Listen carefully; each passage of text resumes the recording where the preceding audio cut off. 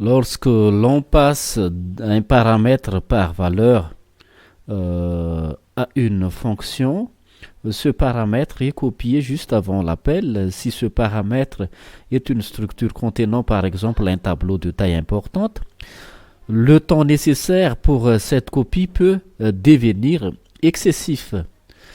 Nous avons différentes solutions possibles pour optimiser les performances lors du passage d'un paramètre L de type T à une fonction. Si sa taille est très grande, on peut le passer par pointeur car la taille d'un pointeur est petite, généralement de 4 octets. Mais on peut le passer aussi par référence pour la même raison de taille réduite.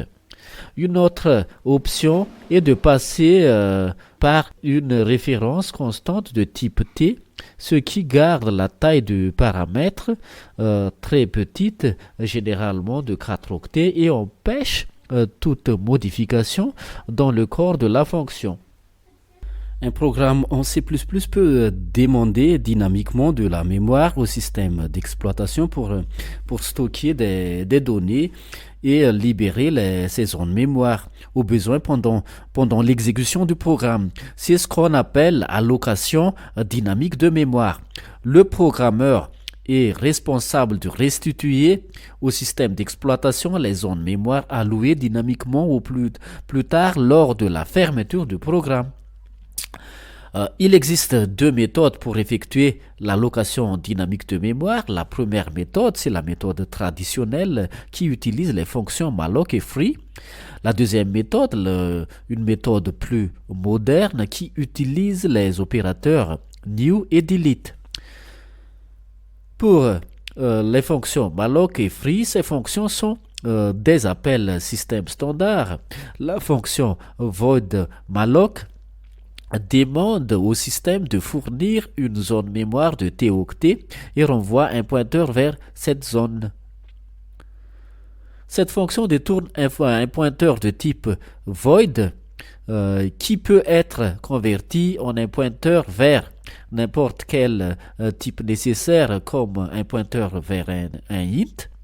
La fonction void free libère la zone mémoire pointée par P.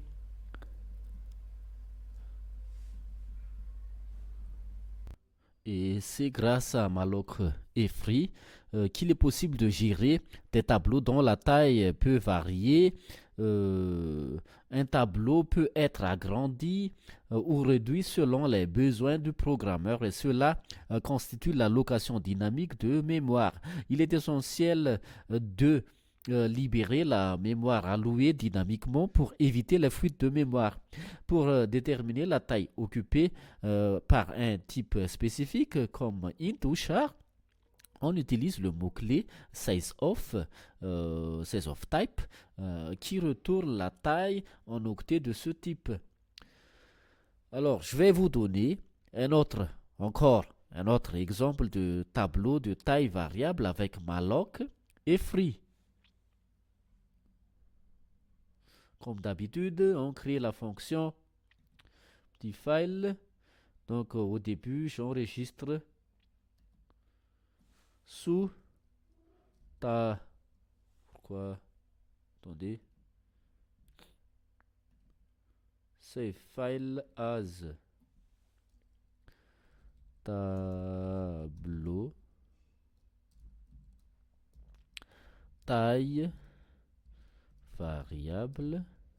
Oh, il y a oui, variable malloc free.cpp. Et ensuite, on saisit l'entête include iostream include stdlib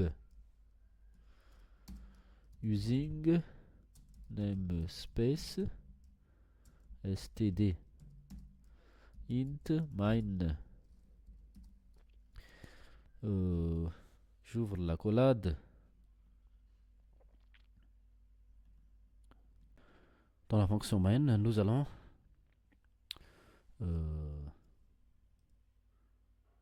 déclarer int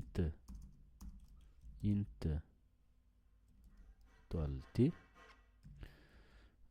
signifie t est un pointeur vers un entier.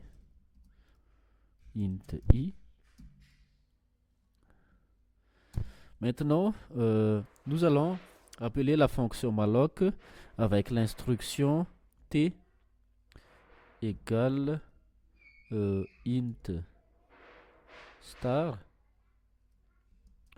malloc 5 fois size of int. Je sors de l'instruction, et je vais mettre comme commentaire appel à la fonction malloc avec appel à la fonction avec l'instruction petit t. If t égale nul, si out pas assez de mémoire, and else, j'ouvre la collade, for i, non, je préfère sauter une ligne comme ça, ensuite une autre ligne pour for i égale à 0, i inférieur à 5, i je saute, et pour l'instruction t i égale i étoile i point virgule.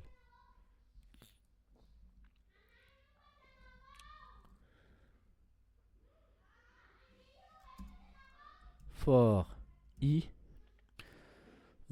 égale à 0, i inférieur à 5, i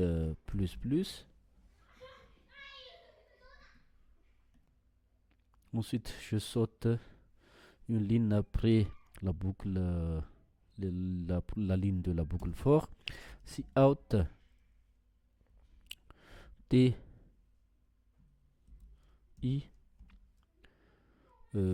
tac tac point virgule, si out tac tac and l, je saute, j'appelle la fonction free t point virgule, je sors de l'instruction else,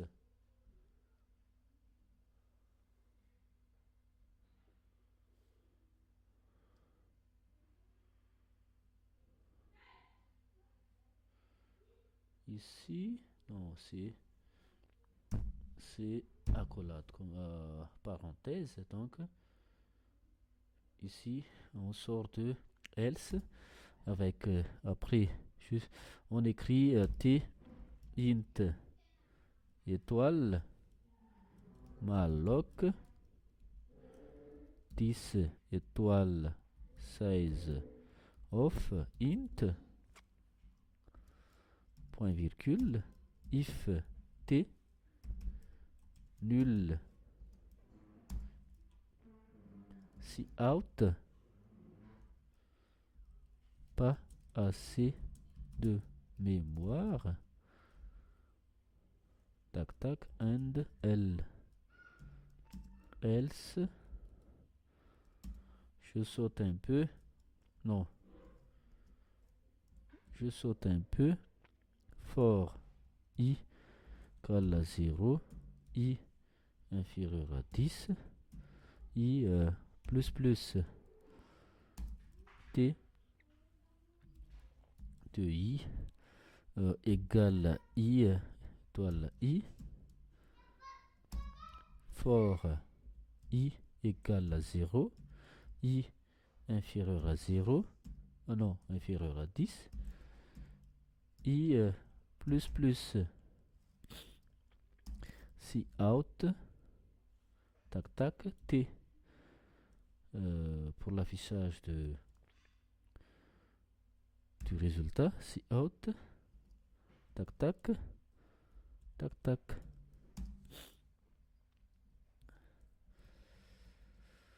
Et oui, ici, on va mettre encore si out and L appelle à la fonction free t. Et là, on va mettre une accolade et return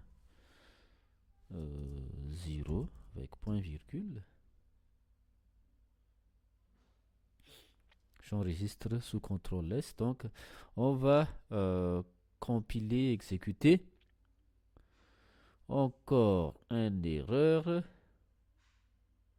Un del. Ici. Ici. Intolérable. Le résultat.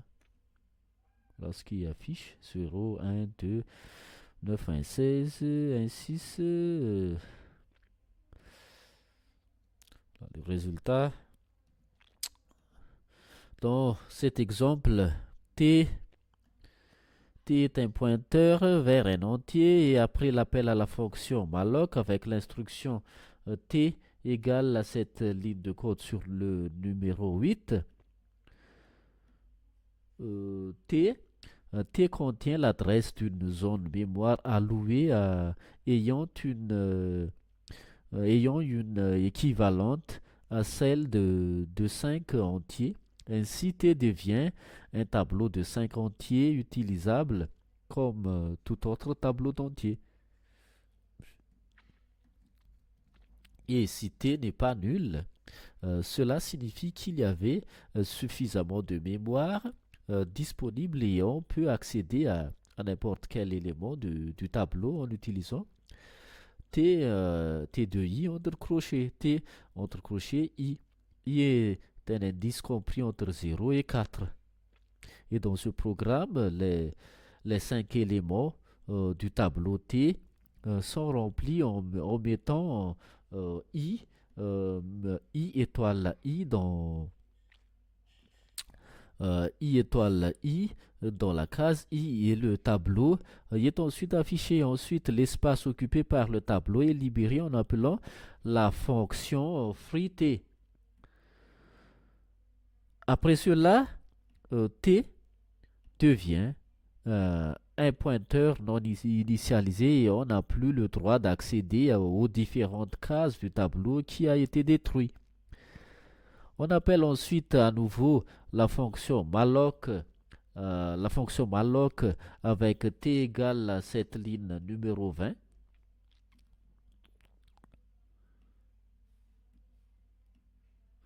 Et cette fois-ci, t devient un tableau de 10 cases. Et on peut accéder à la case petit i, case i, en utilisant t de i. Dans ce programme, les 10 cases du tableau T sont remplies en mettant I étoile I fois I dans la case I. Puis le tableau est affiché. Enfin, le tableau T est détruit en appelant la fonction ici freeT. Bon, cette approche montre comment l'allocation dynamique de mémoire avec malloc permet de